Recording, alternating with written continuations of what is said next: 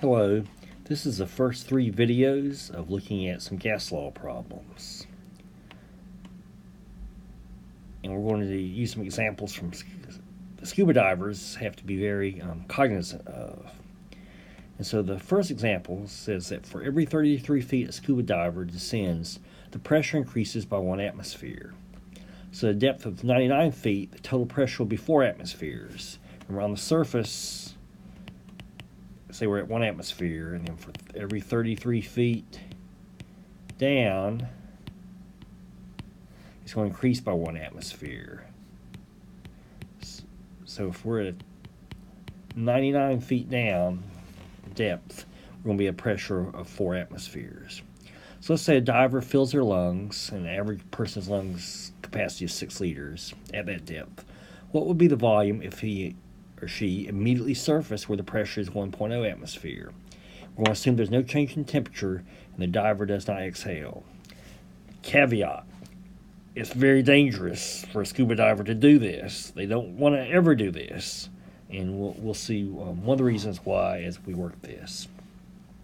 So let's look through the problem and see what we've got. The 33 feet and the 99 feet are really sort of superfluous information. The important thing is that the total pressure, or the pressure we're beginning at, is 4 atmospheres. And the pressure we're going to wind up at is at 1 atmosphere. And the initial volume is 6 liters. And we're trying to find what the new volume is. And so we're going to use something that's called Boyle's Law. It says that pressure times volume is equal to a constant, or under a set of changing conditions, the P1 V1 is equal to P2 V2. So we've gone through what we have and what we're after, but let's do that once again. So our initial pressure is 4 atmospheres. Initial volume is 6 liters. The final pressure is going to be 1 atmosphere, and we're trying to find what that new volume is. So we're going to solve Boyle's Law for V2. So V2 will equal to P1 V1 over P2. And so now we plug and chug. P1 is 4 atmospheres. V1 is 6 liters.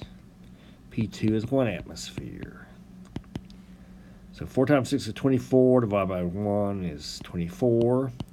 So we're limited to 2 sig figs throughout. My units, atmospheres cancel. I'm left with units of liters. And so my answer is 24 liters.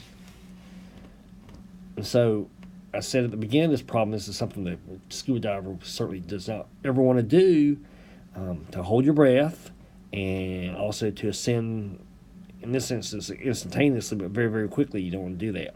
Because if it were instantaneous, their lung capacity, the volume of gas would go from 6 liters to 24 liters, and their lungs would explode. And that would not be a good thing. So that's an example of Boyle's Law telling us how dangerous this would be for a scuba diver. The next problem talks about a scuba diver filling their air tank. It says that aluminum is often used to construct the gas tank for scuba divers. It's got a very low density, hence it's very lightweight and yet strong. And so if a tank is filled to 204 atmospheres, the temperature can rise to as much as 150 degrees Celsius. What would the pressure in the tank be after it cools to ambient temperature of 25 degrees C? So we're going to use Gay-Lussac's law. This says that pressure over temperature is a constant, or P1 over T1 is equal to P2 over T2 under changing conditions.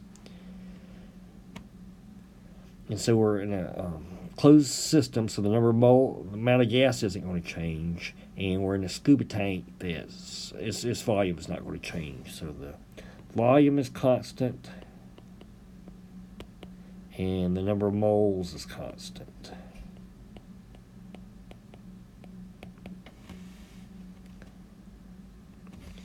So let's see what we've got. P1, T1, P2, T2. So initial pressure when we have everything filled up is 204 atmospheres, but we're at 150 decimal degrees C, and we want to find out what the new pressure will be when it cools to 25 degrees C. And one of the important things about working any sort of gas law problem is that temperature must be in Kelvin. And we can see why if we look back at Gay-Lussac's law, and that if we use degrees Celsius, you can certainly have a temperature where gases exist at 0 degrees Celsius, which is 32 Fahrenheit, common temperature in the wintertime. And so you can't divide by 0. Your calculator will go nuts on you if you try to do that. And so we've got to make sure you change to Kelvin. So we're trying to find P2. So P2 will equal to P1 T1 times T2. So let's plug in our data.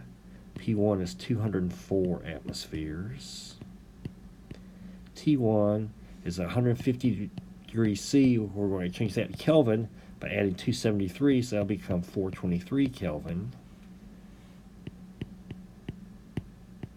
And T2, we need to change 25 degrees C to Kelvin, so we're going to add 273. That'll make that to be 298 Kelvin.